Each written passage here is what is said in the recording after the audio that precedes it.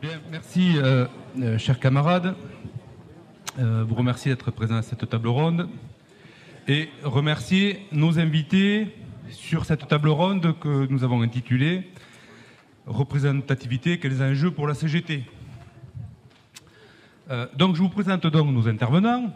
À ma droite, Jean-Marie Pernaut, qui est chercheur à l'IRES. Ta parole est attendue, cher Jean-Marie, et qui travaille beaucoup sur la question de la représentativité syndicale, et qui est un petit peu un spécialiste du syndicalisme, qui travaille beaucoup avec la CGT sur ces questions-là. À ma gauche, Patrick Varela, alors avec un L, à préciser, parce que alors pour le coup, je ne sais pas si c'est bien, voilà, et qui est donc dirigeant confédéral à la CGT, et qui lui est en charge des questions de la représentativité syndicale.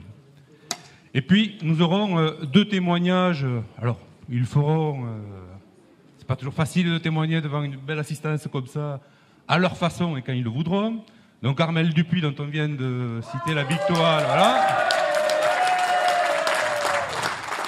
du nouveau syndicat départemental des transports, et Pascal Joannet, du syndicat de site Bagatelle.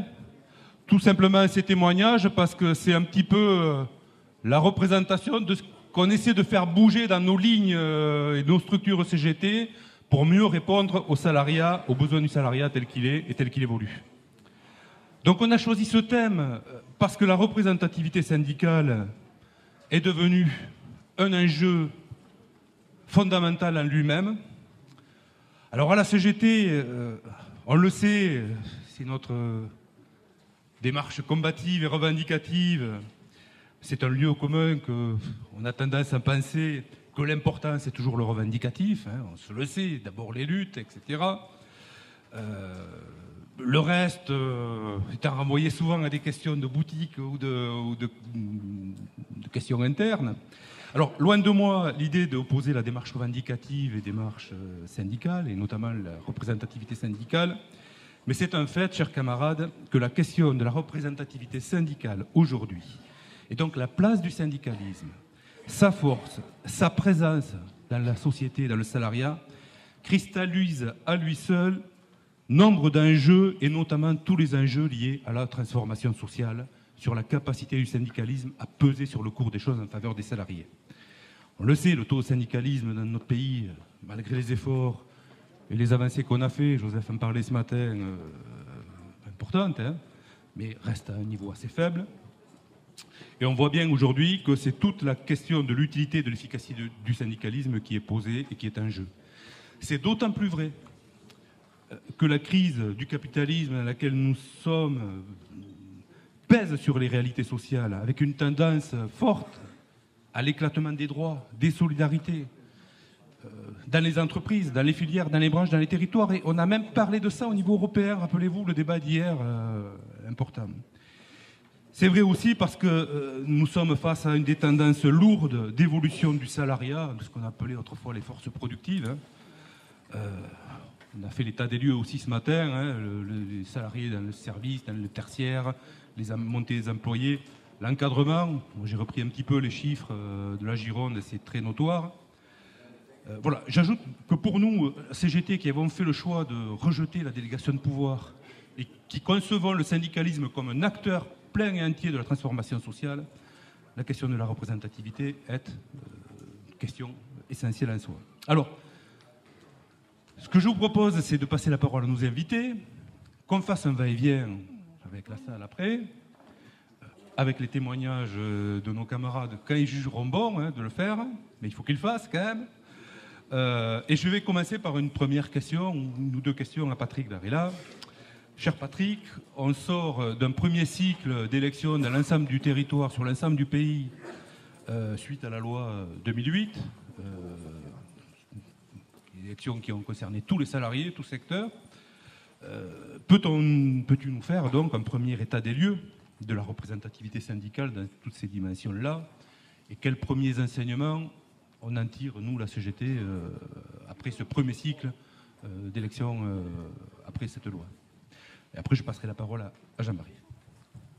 Bien, tout d'abord, merci de votre accueil et bonjour à tous. Donc, je suis conseiller confédéral en charge des questions de représentativité et d'élection au sein de la Maison confédérale. Et effectivement, on sort du premier cycle découlant de la loi de 2008 qui nous permet, ça a au moins ce premier mérite-là, d'avoir un paysage assez précis, à la fois du salariat dans sa diversité et du rapport de force au sein de la diversité du salariat. Petite première remarque quand même, pas inutile de rappeler dans un congrès de la CGT, il me semble, depuis 1978, la CGT revendique à chaque congrès confédéral, la volonté politique que dorénavant, la négociation collective s'appuie sur la mesure d'audience syndicale et sur la réalité du poids des organisations syndicales. C'est ce qui a conduit un long processus à la fois revendicatif et au final de négociation à la loi de 2008, mais on y reviendra après, y compris dans les échanges croisés avec Jean-Marie, sur ce qu'on peut tirer comme enseignement, y compris de la loi elle-même. Sur le salariat, tout d'abord, oui, prenons un point positif, nous sommes la première organisation syndicale du pays. Jusque-là, on pourrait se dire que tout va bien pour notre CGT. Ça va pas si mal, mais ça mérite quand même qu'on y regarde de plus près. D'abord, en prenant la dimension du salariat dans son ensemble. Dans le privé, la représentativité, c'est basé sur 300 000 salariés issus des chambres d'agriculture, 4 700 000 salariés issus des très petites entreprises et aux alentours de 16-17 millions de salariés qui, eux, sont concernés soit par des délégués du personnel, quand il n'y a pas de comité d'entreprise, ou le comité d'entreprise, quand il y a un comité d'entreprise, évidemment. Premier constat, en enlevant les TPE et le scrutin chambre d'agriculture, sur ces 17 millions de salariés-là, il y en a plus de 5 millions qui, concrètement, aujourd'hui, n'ont pas la possibilité de voter pour une organisation syndicale.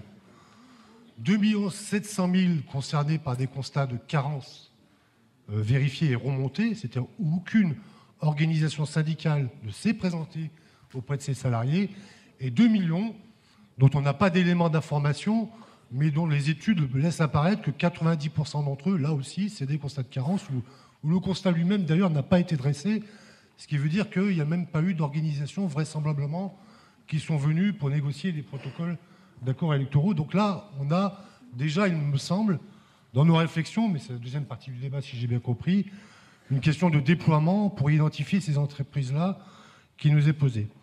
Ensuite, deuxième constat, 45%, un peu moins, pardon, 40% à peu près, des salariés qui votent à une élection professionnelle sont dans les collèges 2 et 3. Mais ils votent plus que dans le premier collège. C'est-à-dire qu'aujourd'hui, là où nous sommes le plus implantés syndicalement, qui est le premier collège, c'est là où la participation moyenne aux élections, aujourd'hui, est la plus faible. Donc on a là aussi un défi qui nous est posé vis-à-vis du syndicalisme. Ensuite, pour ce qui concerne les organisations syndicales, il y aurait un tableau bien plus large et précis encore à placer, mais pour ce qui concerne directement les organisations syndicales, et on va se concentrer, si vous le voulez bien, sur les deux premières organisations syndicales.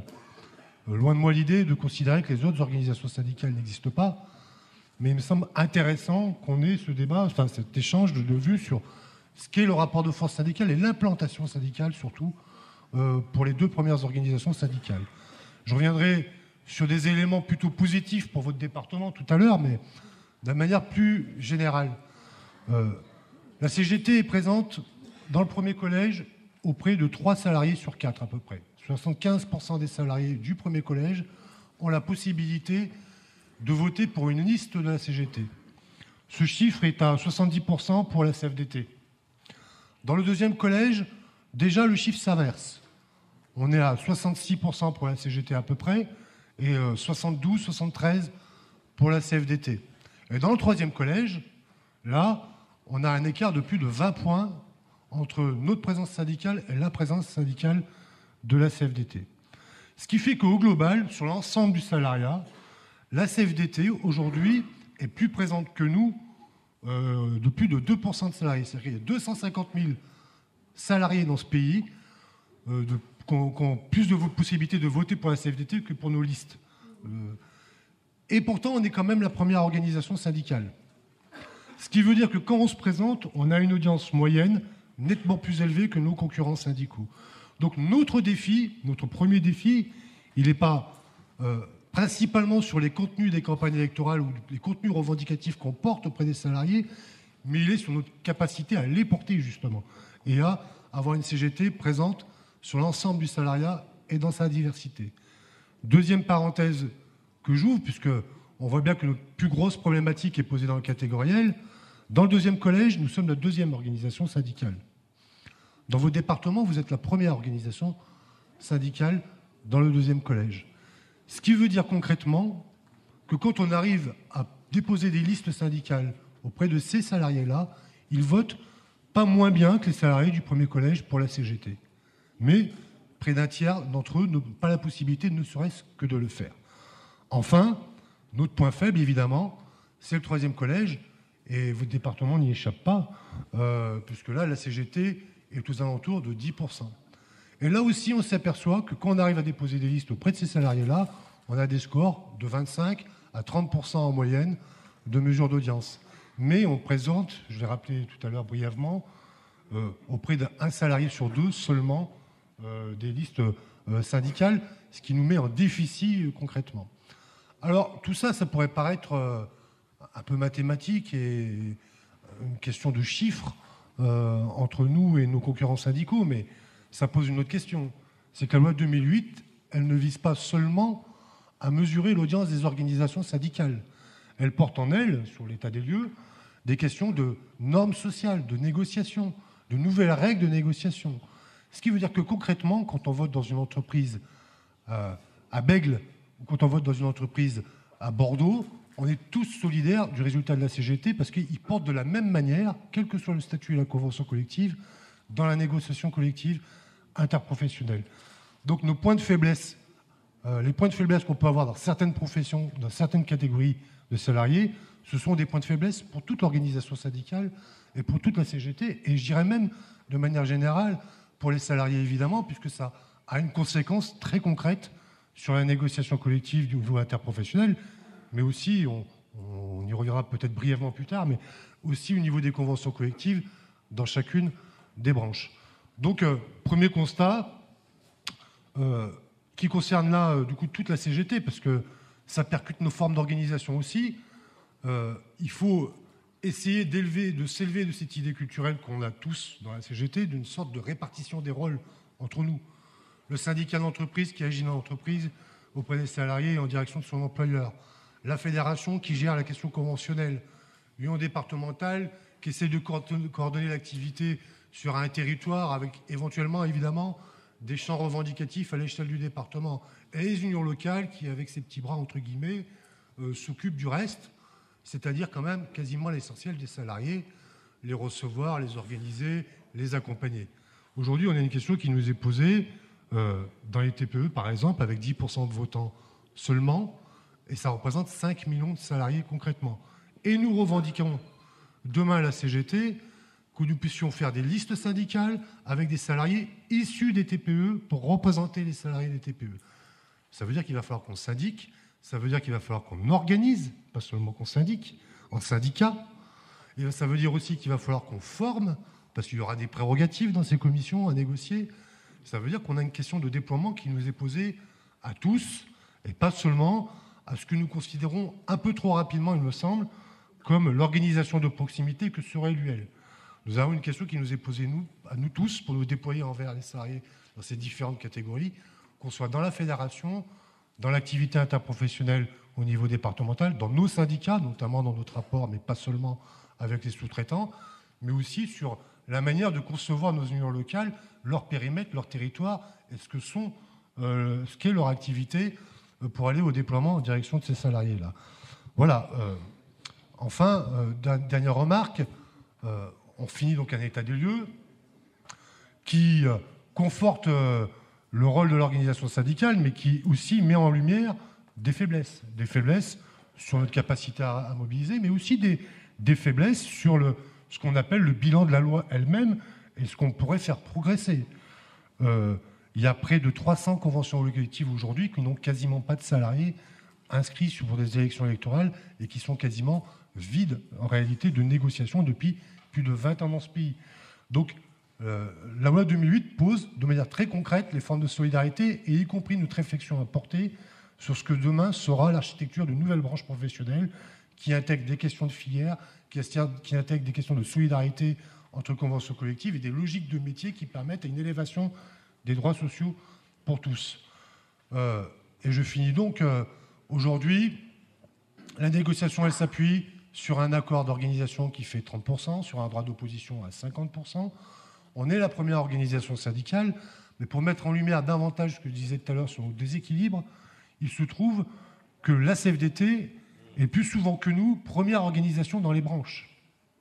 C'est-à-dire qu'il y a une trentaine de branches, de conventions collectives, où la CFDT est devant nous par rapport au total des 540 branches aujourd'hui où on mesure l'audience.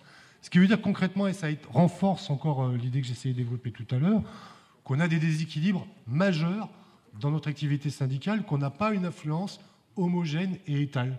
On a des zones de force où on est solidement implanté, où on a un rapport de force syndicale pas toujours historique, mais qui existe réellement. Mais on a aussi plus de zones de faiblesse que le principal concurrent syndical. Et enfin, pour finir, sur les 5 organisations syndicales, nous sommes celles qui avons le plus grand écart d'une convention collective à l'autre de résultats. C'est-à-dire que les autres organisations, certes, ont des écarts, mais ont un résultat plus ou moins équilibré sur l'ensemble du salariat et assez homogène.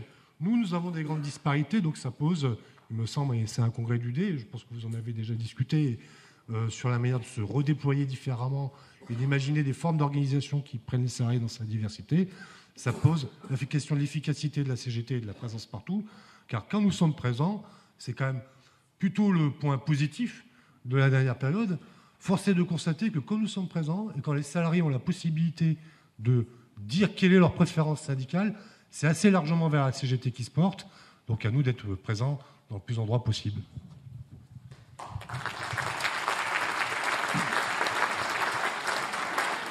Merci Patrick. Alors, à partir de ce premier état des lieux, de cette première photographie, cher Jean-Marie, donc quels enseignements tu retires toi aussi et comment regardes-tu l'évolution du syndicalisme et de la CGT en particulier dans ce salariat qui évolue, cette société qui évolue? Une question qui me paraît pertinente qu'il faut poser, c'est comment, de façon générale, même dans les universités, les salariés perçoivent le syndicalisme? Je n'oublie pas que dans le terme de représentativité, il y a la représentation que se font les uns et les autres de nous-mêmes, du syndicalisme et de la CGT. Et à partir de là, comment évoluer sur une question qui nous paraît, à notre sens, cruciale, et qui est liée à celle de la représentativité, c'est sur le taux de syndicalisation dans notre pays, en analysant peut-être ce que sont les freins de la société elle-même, je dirais exogènes un petit peu au syndicalisme, mais en regardant aussi ce qui fait frein un petit peu chez nous, blocage pour que nous correspondions mieux à ce salariat qui évolue et au salariat qui a besoin de la CGT. Voilà. Merci de votre invitation. C'est toujours un plaisir d'avoir ce genre de dialogue. Bon, c'est une vaste question que vous me posez là.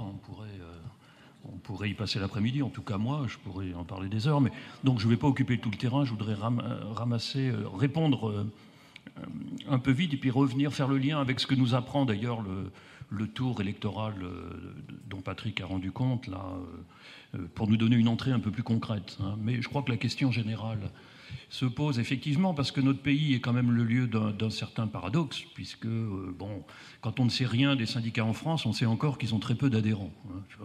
On travaille beaucoup à l'international, à l'IRES, donc on a beaucoup de relations avec les chercheurs et les syndicats à l'étranger. Donc c'est la première chose qui les frappe, c'est vous avez un syndicalisme chétif, mais qui a quand même des capacités politiques. Il pèse dans la réalité sociale. Il suffit de voir les actualités. Les journalistes sont ce qu'ils sont, mais on parle des syndicats. Les pouvoirs politiques les consultent, pas toujours. Ils les écoutent, ils les entendent pas toujours. Mais tout de même, il y a une mise en forme symbolique de la présence des partenaires sociaux, avec plein de guillemets, qui est significatif dans un pays. Et puis, lorsque le ministre du Travail fait son bilan annuel de la négociation collective, on se rend compte de quoi? Qu'on est sans doute le pays européen et du coup du monde où il y a le plus d'heures consacrées au dialogue social. C'est le terme qui a remplacé la négociation collective depuis une vingtaine d'années. Donc on négocie énormément. Vous voyez que depuis quelques années, on a, je ne sais plus le nombre d'années qui a été négocié depuis. Alors c'est pas seulement depuis l'arrivée de François Hollande, c'est antérieur. Depuis la loi Larcher de 2007, on a ouvert des chantiers d'ANI à tour de bras, un peu interrompus pendant la période de la réforme des retraites, qui avait un petit peu coupé les ponts entre l'exécutif et le mouvement syndical, mais ça a repris dès 2011, où on a alors là des productions d'ANI à tire-larigot. Lorsqu'on regarde les accords de branche, il y a des quantités d'avenants signés tous les ans tout à fait extraordinaires. On a 700 branches. Alors évidemment, quand on regarde dans le détail, c'est déjà plus exactement la même chose, mais les indicateurs sont quand même très impressionnants. Et la négociation d'entreprise, alors là, que n'entend-on pas? Enfin, on regarde les chiffres, 38 000 accords l'année dernière dans les entreprises, dont 5 000 d'ailleurs signés par les IRP et non plus les délégués syndicaux. Bon. Enfin, 30 000 accords d'entreprise, vous vous rendez compte, et ça couvre entre 6 et 7 millions de salariés. Bon. Donc on a un espèce de volume comme ça extraordinaire d'interaction sociale, appelons ça comme ça, et le sentiment malgré tout que tout ça ne correspond pas véritablement à une production de compromis social. D'ailleurs, même les économistes disent qu'en fait, la compétitivité en France, c'est moins une question de niveau de salaire qu'une question de qualité des relations sociales dans l'entreprise. Donc on est face à cette espèce de paradoxe. On peut en rajouter plein. Le fait qu'on est dans un pays finalement assez politique. Les Français aiment le débat politique, on les voit s'emballer des fois sur le traité constitutionnel européen, dans n'importe quel bistrot, on discutait de ça. Au moment de la réforme sur les retraites, tout le monde parlait de ça. Enfin, ça tranche par rapport à de nombreux pays, même d'Europe, où la population est beaucoup moins politisée que ça. Il y a une certaine participation électorale quand les enjeux sont élevés. Il y a des manifestations, etc. Et pourtant, le syndicalisme ne parvient pas à faire inscrire les gens. Il y a des appétits de débat, de démocratie. Et le syndicalisme n'est pas vécu comme le lieu où peuvent s'inscrire ces attentes politiques. Et ça, c'est quand même un paradoxe certain, qui est dépassé dans certains moments, lorsque le mouvement syndical exprime, comme il l'a fait en 2009, par exemple, d'autres aspirations par rapport à la gestion de la crise, les gens descendent dans la rue. Simplement, ils ne se syndiquent pas derrière. Et on est depuis 1995 dans cette situation qui n'était pas celle-là avant, où la mobilisation sociale, l'action collective ne produit pas d'adhésion aux organisations syndicales et pas davantage à la CGT qui, malgré tout, démontre à chaque fois sa force centrale quand même dans les mobilisations collectives. Donc là, il y a une vraie question. Qu'attendent les salariés des syndicats? C'est très difficile à savoir. Et c'est probablement assez multiforme. Les sondages en rendent très mal compte. Il y a des questions un peu débiles qui sont posées. Donc les résultats qui remontent, c'est que les syndicats ne répondent pas aux besoins, ne répondent pas aux attentes des salariés. Ah bon. C'est quoi les attentes des salariés? Il faudrait peut-être bien de leur demander aussi. Puis on questionne toujours ceux qui ne sont pas syndiqués. Pourquoi vous syndiquez-vous pas? Alors là, on a toujours une liste d'items, les raisons. Mais il y a quand même encore 2 millions de salariés dans ce pays qui sont syndiqués. C'est peut-être moins en proportion que le Danemark ou la Suède, mais c'est encore 2 millions de personnes. Et à ceux-là, on ne leur demande jamais pourquoi ils sont syndiqués. On pourrait apprendre un certain nombre de choses. Donc on ne sait pas très bien. Alors moi, je hasarde quelques hypothèses éminemment discutables, mais qui relèvent d'une circulation, de débats, d'enquêtes, etc., qui est qu'au fond, les salariés n'attendent pas grand-chose des syndicats aujourd'hui. Et que c'est un peu ça le problème. Le problème, c'est pas tellement que les syndicats répondent pas aux attentes des salariés à leur égard, c'est que les salariés ont pas beaucoup d'attentes. On le voit bien quand il y a un problème. Aux questions qu'on pose, c'est les travailleurs aiment bien qu'il y ait un syndicat pas trop loin de là où ils sont, parce qu'on ne sait jamais, pour soi, pour l'entreprise. Donc il y a une espèce de réflexe un peu assurantiel, disons. On aime bien que le syndicat soit là. Il y a des sondages qui montrent que même les salariés apprécient qu'il y ait plusieurs syndicats, parce qu'au moment où on peut aller voter, on peut choisir. Donc là, on sent bien l'influence consumériste qui nous entoure dans la société. Et en même temps, c'est pas trop leur affaire, quoi. C'est qui les syndicats, comment ça marche, etc. Ça les intéresse pas trop. C'est-à-dire, quand on achète une voiture, on n'ouvre pas systématiquement le capot. Qu'est-ce qu'il y a dedans? Comment elle marche? C'est pas notre problème. Nous, ce qu'on veut, c'est qu'elle nous emmène de point A à un point B sans qu'on ait forcément à prendre des cours de mécanique. Donc, on est dans un rapport d'extériorité relative entre les salariés et le syndicat qui est problématique pour le mouvement syndical. Et je crois que c'est vraiment une des questions qui sont à travailler. Il n'y a pas simplement à répondre aux attentes des salariés, il y a d'abord à les produire. Il faut créer un besoin, une envie de syndicalisme. Et je pense que le rétrécissement de l'intervention syndicale, qui est le fait de la crise, bon, un pays qui se trimballe 3 millions de chômeurs sur 20 ans, c'est évident que ça a des effets sur le rétrécissement des espérances sociales. C'est pas la peine de développer. Mais je pense quand même que dans cet affaiblissement global qu'ont connu les syndicats, et en particulier la CGT, elle a peut-être insuffisamment de champ d'intervention. Ça peut paraître paradoxal. Ce que je vous dis, j'ai beaucoup de collègues qui se félicitent de la dépolitisation tendancielle du syndicalisme en disant ça va libérer, parce qu'évidemment les syndicats sont trop politisés. Quand vous faites des sondages, on vous dit encore ça. Les syndicats sont politisés, plus politisés qu'ailleurs. Alors quand on regarde comment ça se passe à l'étranger, on peut sourire, mais c'est une représentation qui est solidement ancrée. Et moi, je pense que les syndicats font pas assez de politique. Ils en font à certains moments. Mais ils en font pas. C'est quoi faire de la politique? C'est pas comme on faisait avant, hein, c'est-à-dire les relations privilégiées avec tel ou tel parti politique. C'est pas ça, faire de la politique. Ça. Enfin, c'est une façon de la faire, mais c'est pas forcément celle-là à laquelle je pense en tout cas. C'est que les syndicats incorporent dans leur propre démarche des sujets qui sont éminemment politiques au sens historique du terme, c'est-à-dire l'ordre de la cité. C'est ça la politique. Hein. Et aujourd'hui, quand dans une entreprise on se bat pour obtenir 2% d'augmentation de salaire, si on y arrive, on est assez content. Mais si votre augmentation de loyer est de 5% en même temps, le syndicat n'a fait qu'une partie du chemin.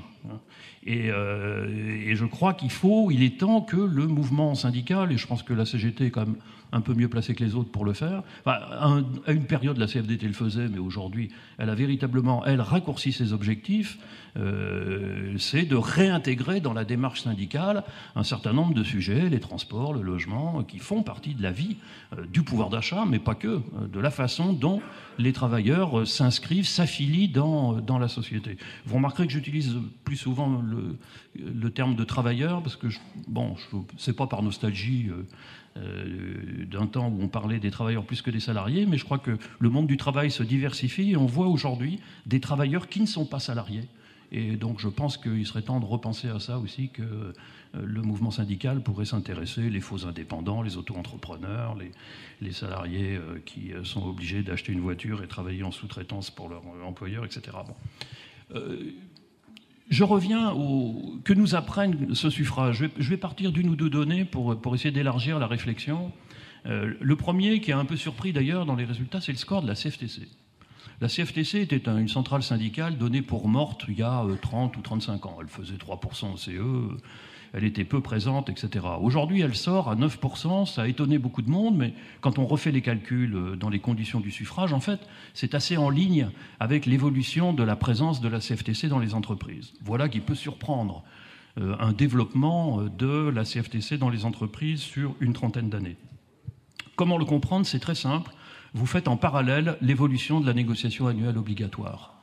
Et vous avez l'explication. On voit par palier l'augmentation de la présence de la CFTC qui est systématiquement liée aux progressions de la négociation annuelle obligatoire dans les entreprises. 82, le point de départ, mais aussi progressivement tout ce qui est venu par la suite. Vous savez qu'au départ, la NAO ne traitait que des salaires, puis après on a rajouté l'aménagement du temps de travail, l'égalité professionnelle, les travailleurs handicapés, les seniors, l'épargne salariale, enfin bref, aujourd'hui, le calendrier de la NAO est abondamment fourni, d'ailleurs la plupart des syndicats d'entreprise le savent, ça occupe l'essentiel de l'agenda de leur activité.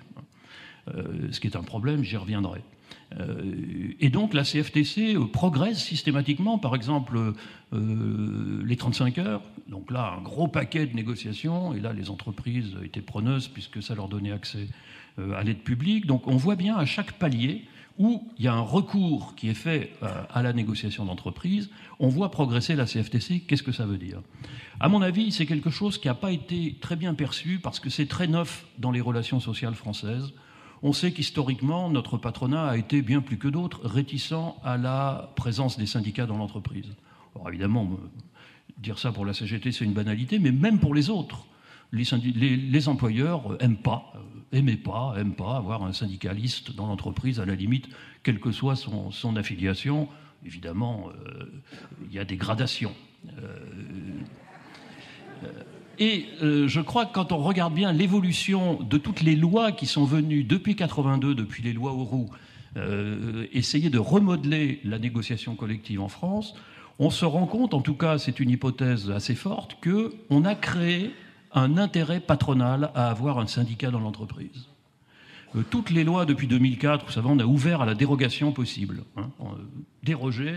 Alors d'abord, les accords 35 heures. 35 heures, c'était bien de pouvoir avoir un accord.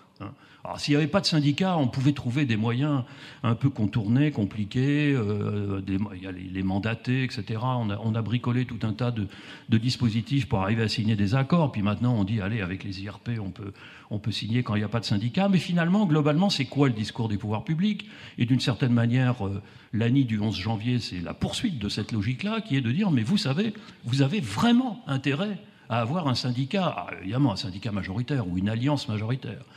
Parce que si vous avez ça, alors vous pouvez faire des choses. Vous pouvez flexibiliser mieux que ce que fait les règles de droit. Vous pouvez alors flexibiliser dans tout l'essence du terme, les salaires maintenant, le temps de travail, l'organisation du travail. Vous avez vraiment intérêt à avoir un syndicat. D'ailleurs, si vous avez un syndicat majoritaire, enfin une alliance majoritaire, le juge n'a plus à s'en occuper. Le juge... Bon. Et puis, par contre, si vous n'en avez pas, on vous remet l'administration dans le jeu. Parce que si vous n'avez pas un accord majoritaire, il faut que vous alliez déposer à la DIRECT votre plan de restructuration. Et puis, on ne sait jamais, même si on ne donne pas beaucoup de temps à la DIRECT pour réagir, on ne sait jamais, il peut se trouver un fonctionnaire qui a des loisirs, parce qu'évidemment, pour tous ces gens-là, les fonctionnaires n'ont pas beaucoup de travail. Donc, vous pouvez avoir le juge dans les pattes, l'administration dans les pattes. Donc, vraiment, vous avez intérêt à avoir un syndicat pour négocier. Ça, c'est très nouveau. Les employeurs n'ont pas encore tous bien compris. Alors, il y a les grosses boîtes, ils ont compris depuis un moment. Parce que maintenant, la négociation annuelle obligatoire, c'est un aspect de la RH. J'ai un collègue, il a appelé ça le dialogue social managérial. Bon, je trouve que c'est un assez bon concept. Tout ça est intégré, et puis ils ont ce qu'il faut pour se faire une espèce de droit du travail local. D'ailleurs, les entreprises dérogent pas tant que ça quand on regarde bien. Elles ont pas. Moi, on a fait une enquête sur le patronat. J'ai interviewé pas mal de patrons de petites boîtes pendant 1 an et demi. Là. Et ce qu'ils disaient, c'est, oh là là, le droit du travail, c'est déjà assez compliqué. Alors, le respecter, c'est compliqué. Mais quand on veut le déroger, alors là, on ne sait jamais trop, on se met en insécurité juridique. Et puis, ils disent, puis finalement, dans le cadre actuel, on peut faire des choses. Pas besoin de déroger. Quand vous avez des CDD, des stagiaires, des contrats de mission à 2 ans, on a rallongé aussi les délais de la période d'essai, etc. Donc on peut faire des choses. Il n'y a pas un besoin forcené de dérogation. Mais il y a une politique publique quand même qui va vers ça et qui développe et qui encourage une présence syndicale. Et ça, faut quand même, pour la CGT, c'est quand même tendanciellement un vrai problème. Parce que les autres syndicats se développent. Et pour en rajouter sur Patrick qui disait la CFDT, elle est plus souvent présente dans les entreprises et dans les branches, mais elle est en plus redoublée d'une capacité d'alliance. C'est-à-dire que là, ce qui est sorti et ça, c'est un vrai problème. Alors la CGT, elle a un discours sur le syndicalisme rassemblé. La CGT, elle a beaucoup de discours, mais dans la pratique, qui est-ce qui rassemble autour d'un des aspects de l'activité syndicale qui est la négociation, et on sait très bien dans cette salle que la négociation n'est pas le tout de l'activité syndicale, mais tout le dispositif de représentativité qui a été modifié en 2008 se réorganise autour de la fonction négociatrice du syndicat. Et ça va très bien à un certain nombre d'organisations qui, de toute façon, n'ont pas d'objectif au-delà d'occuper leur place à la table de la négociation collective. Mais la CGT, qui est porteuse d'autre chose, pas que d'une histoire, mais d'ambition, elle sait très bien que ça passe, une certaine efficacité à travers la négociation collective passe à travers la production de revendications, d'actions collectives autour de celles-ci, d'obtention de résultats, etc. Et donc, ça peut pas. La CGT est a priori pas sur la même planète que les autres, mais sur la planète dans laquelle on est, eh bien, les autres ont une capacité d'alliance supérieure à celle de la CGT, qui se retrouve sur bien des points isolés, et même d'ailleurs quand ces positions parfois ressemblent à celles de FO, enfin, je devrais le dire dans l'autre sens d'ailleurs. Quand les positions de Force ouvrière se retrouvent parfois sur les mêmes que la CGT, ça ne dessine pas pour autant une alliance. D'ailleurs, les deux partenaires s'en défendent. Or, de l'autre côté, bon, c'est une question sur le syndicalisme rassemblé, qui est une orientation maintenant ancrée et qui correspond à cette idée du rassemblement du salariat, d'unifier les travailleurs autour de grands thèmes, ne doit pas forcément conduire quand même à ignorer la logique qu'il y a derrière ce dispositif nouveau de représentativité, qui est une logique de constitution de camps majoritaires. Et ça, je crois que là-dessus, il y a un vrai problème pour la CGT, un risque d'isolement à ce niveau-là qu'il faut prendre en compte. Deuxième point, sur la plus globale, je voulais en parler sur le score de la CGC, par exemple. Donc, deuxième entrée par le score de la CGC. Elle fait 9%, elle fait 18% chez les cadres. Qu'est-ce que ça veut dire, 9% dans l'ensemble, alors qu'elle en fait 18% dans l'encadrement? Ça veut dire tout simplement que les cadres ont beaucoup voté. L'encadrement qui est pour 40% dans les inscrits et pour 52% dans les votants. C'est curieux, parce que historiquement, on a toujours dit que dans les élections sociales, les ouvriers employés votaient plus que les cadres. Or là, on n'est pas dans ce schéma-là. C'est confirmé aux élections prud'homales, en général. Les collèges votent moins, enfin l'encadrement vote en proportion moindre que. Donc qu'est-ce qui s'est passé ? Pourquoi on a ce dispositif-là ? Je pense que là, il faut prendre en compte l'évolution du tissu des entreprises. Et là, il y a une révélation qui est quand même importante pour les organisations. Pourquoi est-ce qu'on arrive à ce résultat ? Je pense qu'il faut prendre en compte l'ensemble des réorganisations productives qui ont eu lieu depuis 30 ans maintenant. Depuis 30 ans dans l'industrie, mais quand on parle de réorganisation productive, c'est un mauvais terme parce que ça touche aussi les services, ça touche aussi les productions de services, je pense à l'hôpital par exemple. Le système de l'externalisation et de la sous-traitance n'est pas un privilège de l'industrie, on trouve ça dans des tas d'endroits qui ne sont pas du tout des entreprises industrielles, et c'est devenu une norme d'organisation des entreprises. Et qu'est-ce qui se passe dans ces cas-là ? Qu'est-ce qui a été externalisé ? Qu'est-ce qui est passé en sous-traitance ? C'est le travail ouvrier, massivement. Les travailleurs qui étaient dans les grandes entreprises par le passé sont aujourd'hui explosés, atomisés dans les petites entreprises de sous-traitance qui sont autour des donneurs d'ordre. Et cela, ça a modifié les conditions d'accès au syndicalisme. Parce que dans ces petites boîtes, on sait très bien que c'est plus compliqué. Donc en plus, ce sont des boîtes où il y a pas mal de précarité. Ce sont des boîtes, c'est la filière d'entrée des jeunes dans le monde du travail. Donc ils viennent pas avec une culture syndicale et ils trouvent pas les anciens pour les acculturer au syndicalisme. Donc ça contribue à créer et à reproduire des déserts syndicaux. Et ça, c'est quelque chose qui est tout à fait inadmissible pour le mouvement syndical. Qu'est-ce qui se passe chez le donneur d'ordre pendant ce temps-là ? Le syndicat, souvent, il y a que là qu'il est. Mais dans quelles conditions se trouve souvent la CGT ? C'est des entreprises où l'encadrement a tendance à devenir majoritaire, en effectif. Alors, eux, ils votent aussi. Donc, c'est là que se crée souvent la différence dans l'accès au vote. Mais ça crée aussi, parce que ça... Je ne peux pas en faire une loi générale, je n'ai pas de chiffres là-dessus. Simplement, je l'ai observé plusieurs fois dans des enquêtes en entreprise. Donc, je le livre à la discussion. Mais très souvent, la CGT, dans ce cas-là, elle est coincée lorsque le premier collège est minoritaire dans une entreprise, très souvent, son comportement électoral varie. Il a tendance, lorsque les rapports hiérarchiques dans l'entreprise sont pas trop mauvais, le premier collège a tendance à modeler son vote sur celui du collège encadrement. Et ça, c'est un phénomène qui favorise la CFDT, la CGC, qu'on voit quand même présente dans ces grandes entreprises. Ou alors, lorsque les rapports hiérarchiques sont mauvais, la CGT devient le lieu de refuge anti-hiérarchique. Et là, ça pose d'autres problèmes. Parce que du coup, ça scotche le discours de la CGT sur un collège ouvrier employé dans une relative hostilité à l'encadrement, et même s'il y a un syndicat UGIC qui essaie de tordre la barre dans l'autre sens, il y a un vrai problème sur c'est quoi le message de la CGT dans une entreprise où les cadres sont majoritaires. Et donc ça, tendanciellement, c'est des choses avec lesquelles vous aurez de plus en plus à faire, parce que c'est vraiment inscrit dans les mutations du système productif, et je crois que ça plaide en faveur de cette idée qui est qu'on ne peut plus continuer comme si le salariat était, comme il y a 30 ans, logé sous les mêmes enseignes. Aujourd'hui, on a affaire à un salariat dispersé, éclaté. Bon, vous le savez, d'ailleurs, la CGT a fait des bilans là-dessus, a écrit des choses, a même pris des décisions de congrès, autant que je me souvienne. Et le gros problème, me semble-t-il, c'est de passer du constat à l'action, de passer du discours au faire. Bon, c'est compliqué, mais c'est pour ça que c'est vrai que l'accent mis sur le revendicatif, ça reste très important. Mais les questions d'organisation ne sont pas des questions de boutique, ne sont pas des questions d'intendance. Ce sont des questions politiques fondamentales. Comment le syndicat se réorganise pour représenter, au sens de la représentation sociale, pour représenter le salariat tel qu'il est. Et pourquoi les syndicats n'arrivent pas à recruter des jeunes, bon, des femmes, ça y est, c'est en marche.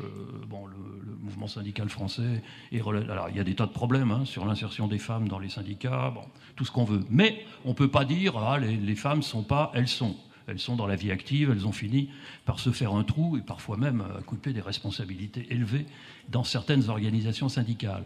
Mais les jeunes, ils ont peine à venir. Mais pourquoi ils viennent ? C'est pas parce que les jeunes sont comme ça hostiles au mouvement syndical, c'est que dans les lieux de travail dans lesquels ils rentrent, sur les statuts de travail sur lesquels ils rentrent, ils n'ont pas accès au mouvement syndical.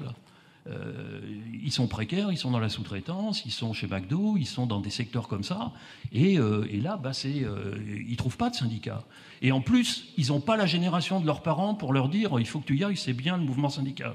Parce que la génération de leurs parents, c'est celle qui a foutu le camp des syndicats dans les années 80. Donc ces transmissions familiales qui jouaient un rôle extrêmement important dans la socialisation militante, aujourd'hui ça marche plus. De même, les organisations de jeunesse, qu'elles soient du monde communiste, catholique ou autres, ne fournissent plus non plus des jeunes qui ont déjà une conscience politique. Il faut aller les chercher. Il faut aller les chercher. Aller les chercher, c'est sur le fond. Je crois que ce que rappelait Jean-François Nathan ce matin sur le chantier sur le travail est une entrée favorable, parce que je pense que ça, c'est un thème qui peut réintéresser les gens, à travers lequel ils peuvent reconsidérer leur relation au syndicat. Si le syndicat est un lieu où on peut venir parler de ses problèmes par rapport au travail qu'on fait, on a peut-être un axe de reconquête. En tout cas, là où ça a été mis en œuvre dans quelques syndicats de la CGT, ça marche. C'est pas, ça explose pas, mais ça donne des ouvertures. Et surtout, il faut réorganiser les périmètres d'intervention. Moi, je suis quand même assez surpris de voir, parce que c'est un constat qui date pas d'hier, à quel point la CGT reste figée sur des champs professionnels qui sont totalement troués aujourd'hui. Enfin bon, je veux dire, on est sur les branches telles qu'elles fonctionnaient il y a 40 ans. Aujourd'hui, on n'est plus du tout dans ce monde-là. L'activité syndicale, elle s'opère entre des travailleurs qui sont sur des champs professionnels différents, qui relèvent de conventions collectives différentes, lesquelles conventions collectives, d'ailleurs, ont quand même perdu pas mal de sens, parce que le développement de la négociation d'entreprise que j'évoquais tout à l'heure, ça a quand même contribué à un peu vider les négociations de branche de leur caractère historique, c'est-à-dire l'idée de faire progresser tout un monde professionnel. Aujourd'hui, les conventions collectives de branche, c'est plus tellement ça.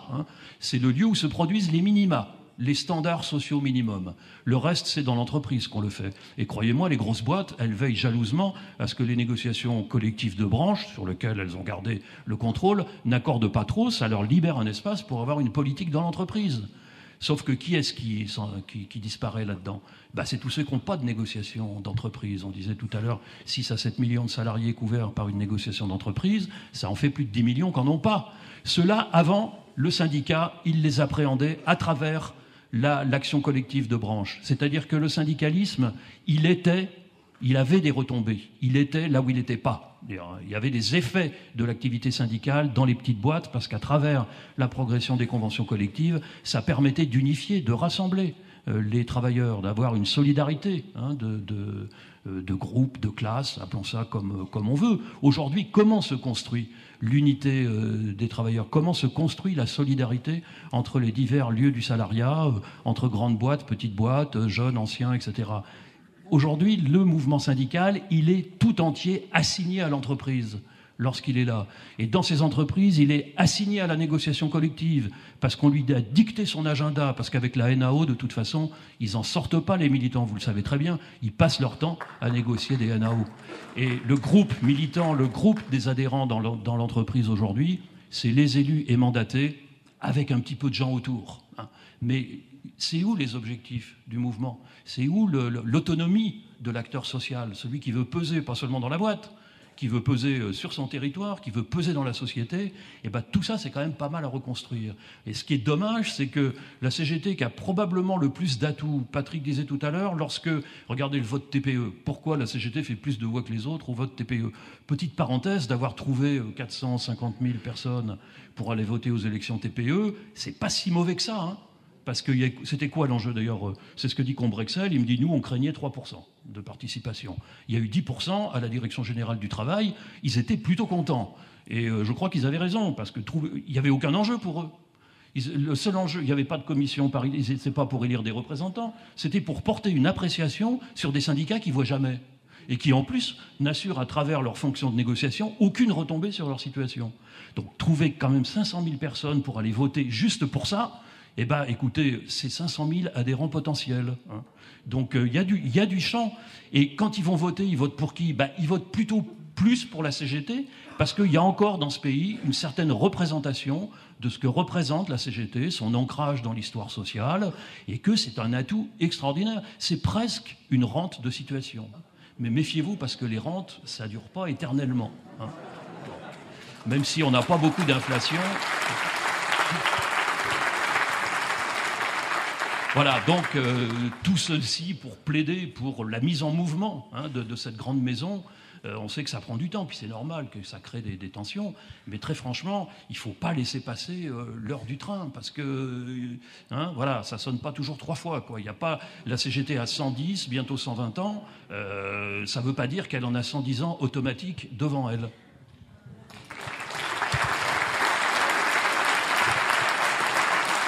Merci Jean-Marie. Ça me rappelle des débats qu'on a eu un peu hier soir, un peu tard, avant d'aller au lit. Mais enfin bref.